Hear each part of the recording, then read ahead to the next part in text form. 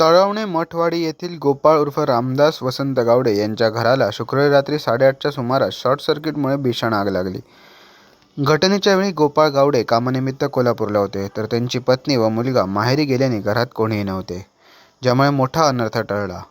काचा फुटल्याचा आवाज आल्याने शेजाऱ्यांनी धाव घेत ग्रामस्थांच्या मदतीने आग विझवण्याचे शर्थीचे प्रयत्न केले आणि घरातील गॅस सिलेंडर वेळीच बाहेर काढल्याने आजूबाजूच्या घरांचा धोका टळला.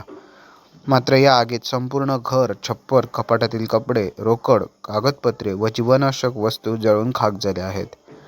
सरपंच गोविंद केरकर, उपसरपंच रामचंद्र गावडे व महसूल अधिकारी अनुजा भास्कर यांनी घटनास्थळी भेट देऊन पंचनामा केला असता साधारण 5 लाख रुपयाचे नुकसान झाल्याचे स्पष्ट झाले आहे. सर्वस्वच गमावलेल्या त्या कुटुंबाला आता मदतीची खरोखर गरज आहे.